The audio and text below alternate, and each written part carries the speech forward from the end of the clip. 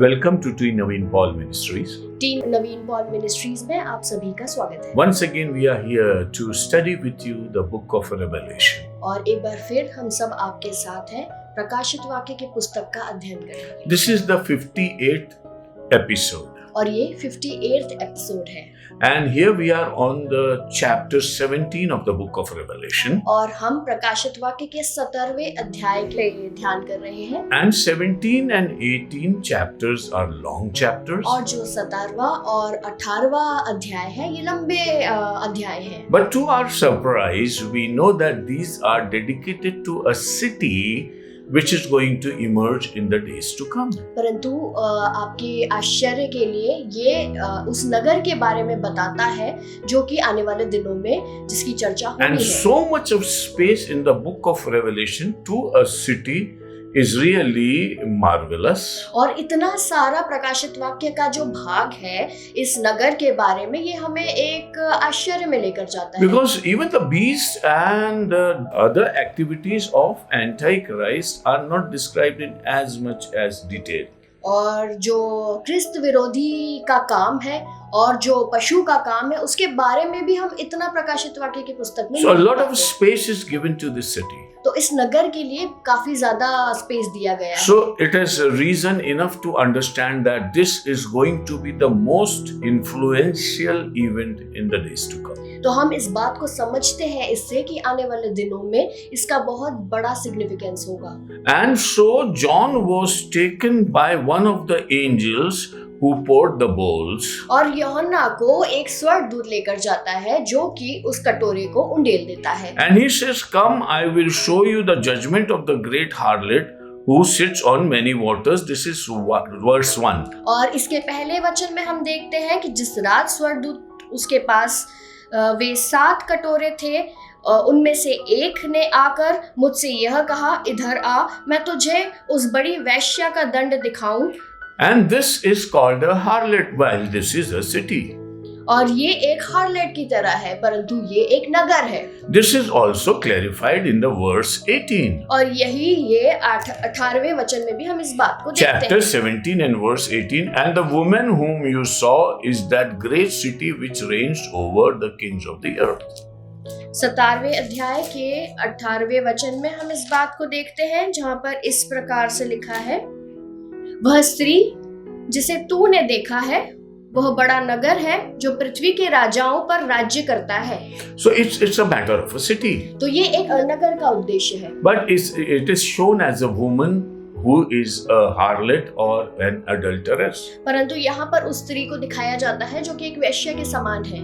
And this adultery is her involvement with the kings and rulers of this earth. और वो इस तरह के व्यभिचार में फंसी है जो कि राजाओं और जो राज्य करने वाले लोग हैं उनके साथ वो करती है। So it appears that the business that they will conduct will be like an adultery in the sight of God. और हम इस बात को ऐसे समझते हैं कि परमेश्वर की नजर में वो एक व्यभिचार के समान का बिजनेस होगा।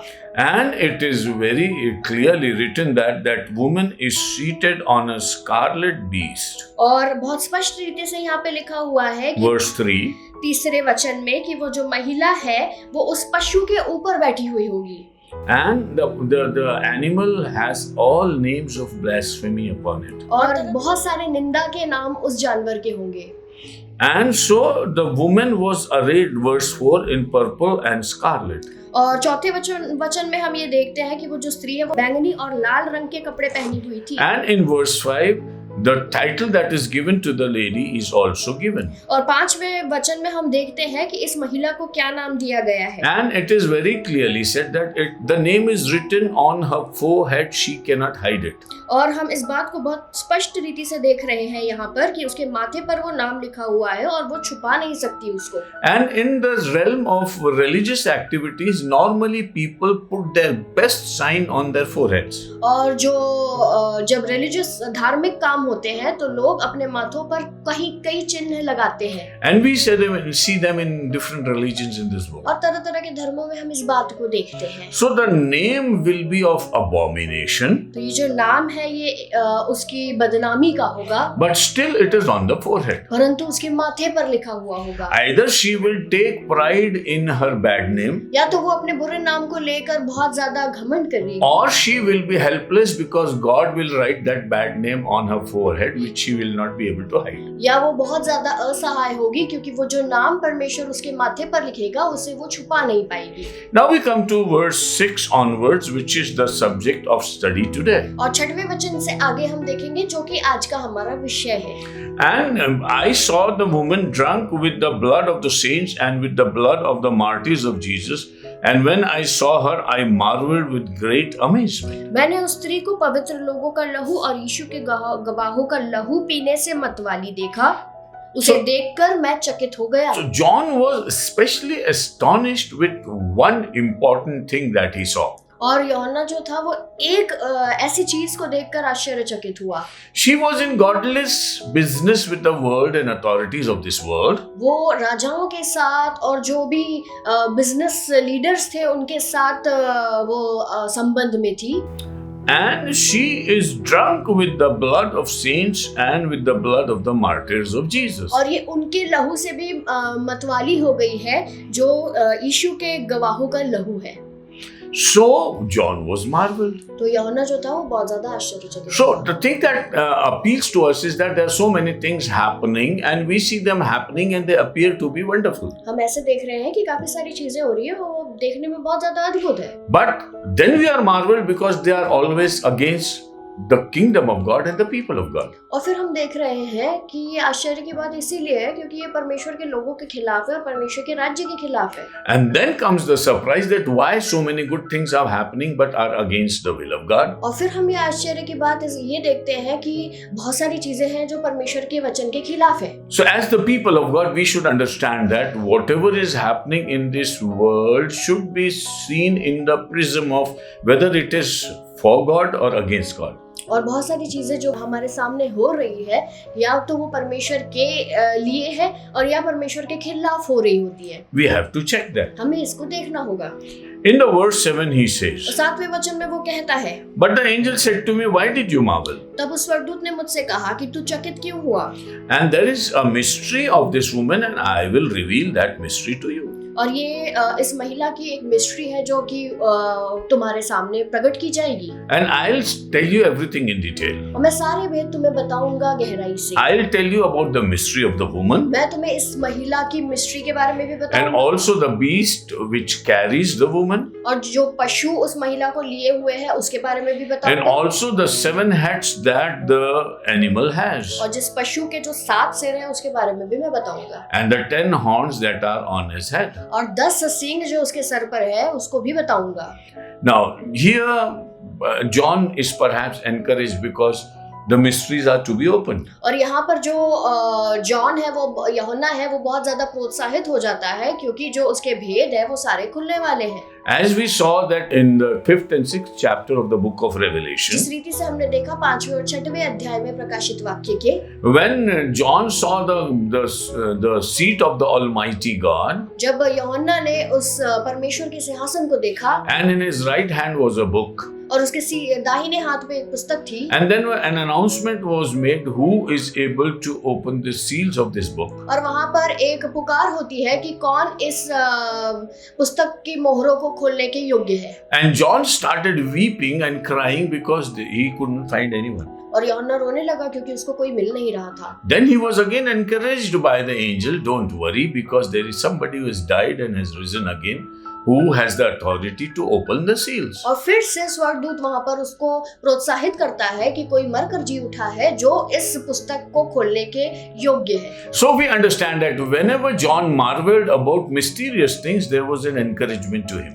और हम इस बात को समझते हैं कि जब भी वो इन सारे भेदों में फंसा तब उसको एक तरह का प्रोत्साहन भी मिला। And the angel said, I'm going to open the secrets of this mystery. और स्वर्गदूत ने उससे कहा कि इन सारी बातों की भेदों को मैं खोलूंगा। So praise God, because not only John is seeing what is going to happen, but also the mysteries are open to him. और परमेश्वर का धन्यवाद हो कि परमेश्वर की स्तुति हो कि जो मिस्ट्रीज यूहन्ना के सामने थी वो उसके सामने खोली जानी थी और वो देखने भी वाला था वो सारी चीजों को। We come to verse 8. और हम 8वें वचन में आते The हैं। beast that you saw was and is not and will ascend out of the bottomless pit and go to perdition. जो पशु तूने देखा है वो पहले तो था पर अब नहीं है और अथाह कुंड से निकलकर विनाश में पड़ेगा।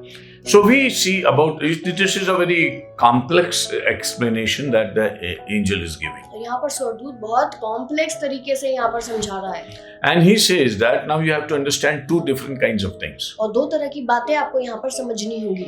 One is the beast coming out of the bottomless pit and going back to perdition. और एक बात तो ये कि पशु उस अथाह कुंड में से निकलकर और फिर से विनाश में पड़ेगा। This is a sign of the towards the end time of the events. और ये अंत में जो होने वाला है उस समय की बातें हैं। So we understand that when Jesus comes again, तो हम इस बात को समझते हैं जब यीशु फिर से आएगा, the beast is going to come from the bottomless pit, ये जो पशु है ये अथाह कुंड में से निकल कर आएगा, but will be put again into the bottomless pit, परंतु फिर से इसको अथाह कुंड में डाल दिया जाएगा and he will be tied there for 1,000 और years. 1000 वर्षों के लिए इसको बांध दिया जाएगा। And then the world will be ruled, this earth will be ruled by Jesus for 1,000 years from Jerusalem. और यरूशलेम से यीशु 1000 वर्ष तक राज्य करेंगे। And while that moment, this beast will be in bottomless pit. और ये जो पशु होगा ये उस समय तक उस दौरान अथाह कुंड में होगा। After 1,000 years, he will be released again. 1000 वर्ष के बाद ये फिर से वहां पर से खोल दिया And he will जाएगा। gather people all throughout the world to come and fight Jesus. और ये संसार के लोगों को इकट्ठे करेगा कि ये यीशु के खिलाफ खड़े हो जाए। But the Bible says that he will not be able to stand before Jesus, and Jesus will blow him with the blow of his mouth. परंतु बाइबल हमें बताती है कि ये यीशु के सामने खड़ा नहीं हो पाएगा और यीशु अपनी फूंक से इसको नाश करेगा। Which is written in the letter to Thessalonians. और थिस्सलुनीकियों की पत्री में हम इस बात को पाते हैं। So we can see that this is a latter stage thing that is given first. तो ये बाद की बातें हैं जो पहले यहाँ पर दे दी गई है। See, the animal with 10 heads and 7 heads and 10 horns is something which is going to happen earlier. पशु जिसके 10 सिंग होंगे और 7 सिर होंगे ये पहले होने वाला था। Then he goes into the bottomless pit. और फिर उसके बाद वो अथाह कुंड में डाला One जाएगा। of the beauty of the word of God is that it changes the order. और परमेश्वर के वचन की एक खूबसूरती है कि वो अपने ऑर्डर को चेंज करता है। Like Enoch said in the 7th generation of Adam, और जिस रीति से हनोक ने कहा कि 7वीं जनरेशन में आदम की that I saw the Lord coming and with angels and judging the world. कि मैंने परमेश्वर को आते हुए देखा और वो स्वर्गदूतों के साथ आता है और जगत का न्याय करता This है। is recorded in the book of Jude. और यहूदा की पत्री में हम इस बात को पाते हैं।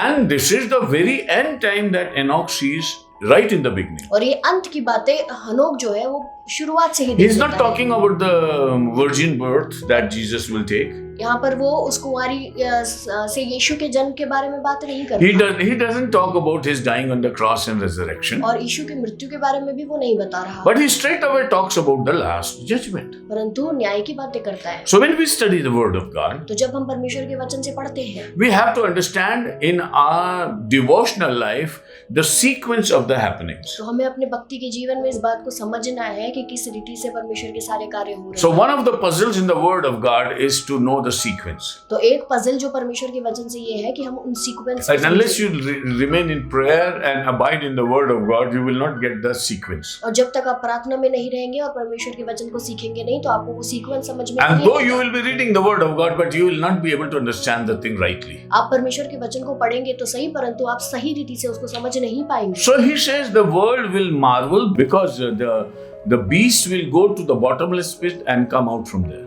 और पूरा संसार आश्चर्यचकित होगा क्योंकि वो जो अथाह कुंड में पशु जाएगा और फिर उसमें से बाहर निकल कर आएगा। And the surprise to the people will be that he'll be off the scene for 1,000 years. और लोगों के लिए आश्चर्य की बात ये होगी कि वो 1000 वर्ष तक दिखेगा ही नहीं And then he appears again. और एकदम से वो आ जाएगा। And this is going to surprise the people like anything. और ये लोगों को आश्चर्यचकित करेगा। This talks about the final battle. और ये अंतिम लड़ाई के बारे में बात हो रही है। And then he says that और फिर वो ऐसा कहता in है verse 8, 8वें वचन में, he comes from bottomless pit and goes into perdition, that is hell. वो अथाह कुंड में से आता है और नरक में चला जाता है। So the last person who will be going into hell would be the beast. और जो आखिरी व्यक्ति जो नरक में जाएगा वो पशु होगा। And this is what the Bible says. और यही परमेश्वर का वचन हमें सिखाता है। And those who dwell on the earth will marvel, whose names are not written in the book of life. और पृथ्वी के रहने वाले जिनके नाम जगत की उत्पत्ति के समय से जीवन की पुस्तक में लिखे नहीं गए, इस पशु की यह दशा देख कर कि पहले था और अब नहीं है और फिर आ जाएगा, अचंभा करेंगे। People will be surprised because how can this happen? लोग एकदम अचंभा करेंगे कि ऐसा कैसे हो सकता है। And unless you are pre-educated through the word of और God, जब तक परमेश्वर का वचन हमें सिखा ना दे, we will be ill-informed and we'll be confused. हम बहुत ज्यादा कंफ्यूजन में रहेंगे। And there will be a definite class of people on this world. और एक ग्रुप होगा लोगों का इस संसार में, The people who will be chosen by God right from the beginning of this world, कुछ लोग जो परमेश्वर ने जगत की उत्पत्ति से चुन कर रखे हुए and हैं whose names are written in the book of life, और जिनके नाम जीवन की पुस्तक में है, who they will never be surprised with this. वे कभी भी इस बात से आश्चर्यचकित नहीं। And one of the reasons for their not surprising is that they read the word of God. और एक कारण ये कि वो आश्चर्यचकित नहीं होंगे क्योंकि वे परमेश्वर के वचन को पढ़ते हैं। And because God through Holy Spirit is teaching them, they know that this is going to be an evil thing that is going to happen. और परमेश्वर पवित्र आत्मा की सामर्थ्य के द्वारा ये सिखाएगा कि ये विनाश वाली बातें अंत में होने वाली। So the church will clearly recognize the Antichrist, the Satan and his devices all through the days. कलीसिया अंत के दिनों में शैतान को, उसके सारे कामों को और क्रिस्त विरोधी को एकदम पहचानेगी। But none of the people whose name are not in the book of life परंतु कोई भी लोग जिनके नाम जीवन की पुस्तक में नहीं है will ever be able to understand what is happening, and they'll be given to the beast. They'll the followers of the beast. वे इस बात को जानेंगे ही नहीं क्योंकि वे उस पशु का पीछा करते हैं। And they will invariably, for they have no guts to say no to this beast. और इस पशु को वो कभी इनकार ही नहीं कर पाएंगे Because they are so left over by God that they don't have any other option but to follow the beast. क्योंकि परमेश्वर से वे इतने दूर जा चुके होंगे कि उनके पास और कोई ऑप्शन नहीं होगा परंतु वो इस पशु का पीछा करेंगे।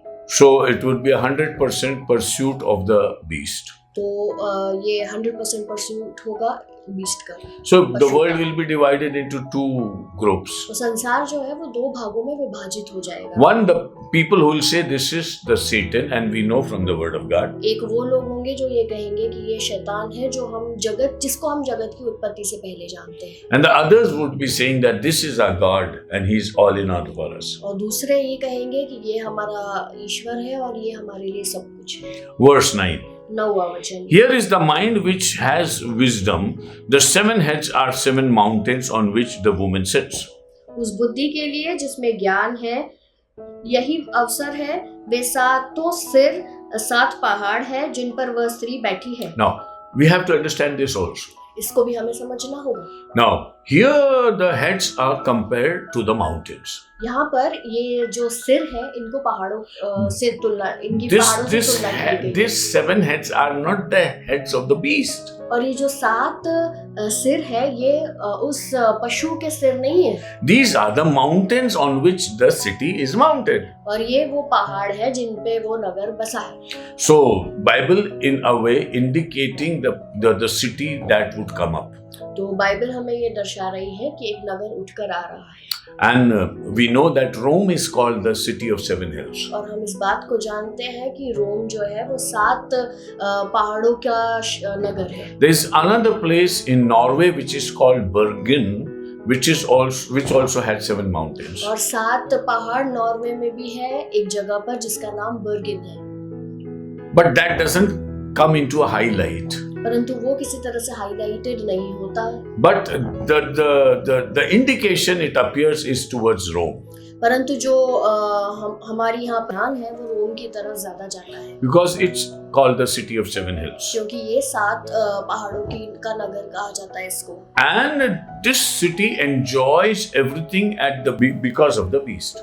और ये जो नगर है ये उस पशु के कारण जाना जाएगा। So, on the one hand, the woman sits on the beast with 7 heads and 10 horns. एक हाथ पर वो महिला बैठी है उस पशु के ऊपर जिसके 7 सिर है और 10 सींग है। And on the other hand, the city is also located on 7 mountains. और दूसरे हाथ पर ये जो नगर है ये भी 7 पहाड़ों पर पाया जाता है। Now we need to understand the difference between the working pattern of the beast and of this woman. हमें अभी यहाँ पर इस महिला के काम करने के तरीके पर और उस पशु के काम करने पर थोड़ा सा ध्यान दें। Antichrist will concentrate on Jerusalem.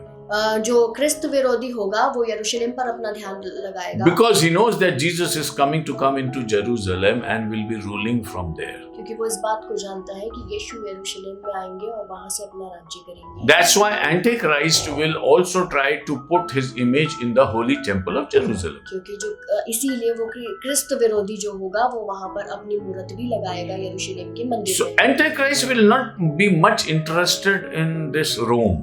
तो जो क्रिस्त विरोधी होगा वो यहाँ पर रोम में इतना ध्यान नहीं देगा, But Rome will take pride in her business and will be influencing the whole world. परंतु रोम जो है वो अपने बिजनेस में लगा रहेगा और पूरे संसार को वो इन्फ्लुएंस करेगा। There will be 2 important power centers in the last days. तो अंत के दिनों में 2 पावर सेंटर्स होंगे, One will be Babylon or Rome, एक बेबीलोन होगा या रोम and the other would be Jerusalem. और दूसरा होगा यरूशलेम।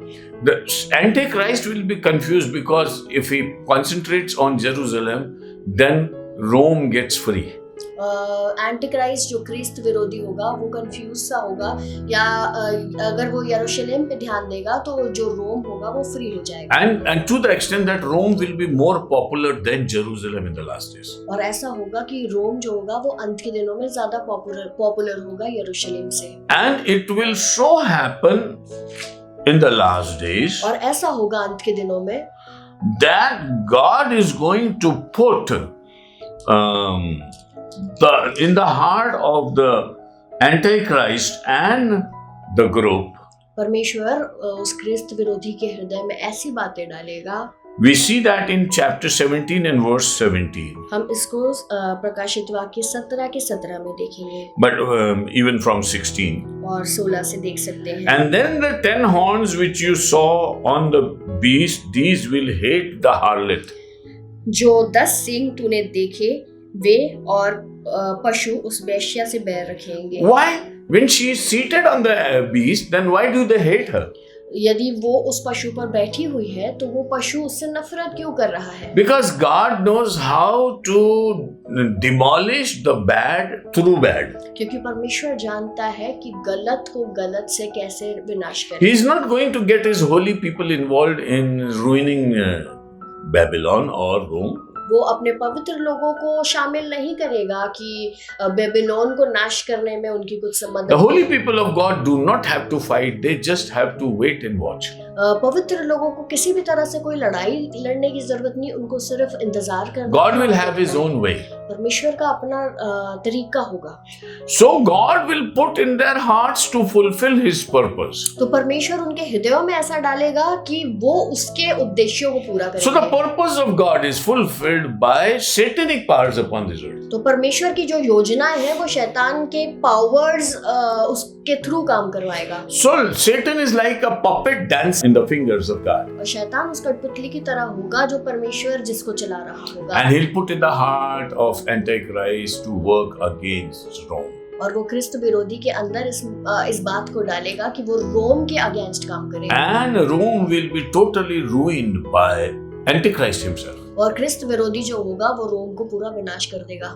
To the extent that the city will be totally demolished. इस रीति से कि पूरा नगर नाश हो जाएगा। There would be a kind of hatred between the two, और दोनों के बीच में एक तरह की नफरत होगी, which you will not be able to understand. हम इस बात को समझ नहीं पाएंगे। So the city of Rome is established by the beast. तो ये जो रोम का नगर है वो पशु के द्वारा एस्टैब्लिश किया जाएगा, and it is also ruined by the beast. परंतु यही पशु इस नगर को नाश भी करेगा। And this is how God plans the disintegration of the kingdom of Satan. और इस रीति से परमेश्वर शैतान के राज्य को शैतान के द्वारा ही नाश करेगा। This is beautiful thing. ये बहुत अद्भुत बात है। So we come to verse 9. हम 9वें वचन पे आते हैं। Here is the mind which has wisdom. और यहाँ पर ऐसा दिमाग है जिसके पास बुद्धि है। So God is saying, if you have wisdom, understand this. परमेश्वर कहता है कि यदि तुम्हारे पास बुद्धि है तो इस बात को समझो। It's not a matter of knowledge, it's a matter of wisdom. ये ज्ञान की बात नहीं परंतु समझ की बात है। So when God gives you wisdom, जब परमेश्वर हमें वो समझ देता है then we understand everything. तो हम सारी बातों को समझ जाते हैं। Bible says fear of God is the beginning of wisdom. परमेश्वर का वचन हमें बताता है कि परमेश्वर का भय मानना ही बुद्धि का मूल है। So the people who will have wisdom will understand this. तो जिसके पास वो समझ होगी वो इन सारी बातों को समझेगा। World will have a boom of knowledge in the last days, संसार के पास ज्ञान की भरपूरी होगी, but they will not have wisdom to recognize this. परंतु उनके पास वो समझ ही नहीं होगी कि वो इन सारी बातों को समझे। The 7 heads are 7 mountains on which the woman sits. 7 जो सिर है वो 7 पहाड़ है जिसपे ये महिला बैठी है। And verse 10 says, और 10वां वचन ऐसा कहता है, there are also 7 kings, 5 have fallen, 1 is and the other has not yet come. वे 7 राजा भी है, 5 तो हो चुके हैं और एक अभी है और एक अब तक आया नहीं है। This is not concerning the 7 heads and 10 horns, please understand. और ये उससे तालमेल नहीं रखता जो 10 सिंह और 7 सिर के बारे में हमने बात की पहले। This is concerned with the rulers which will come and rule Rome.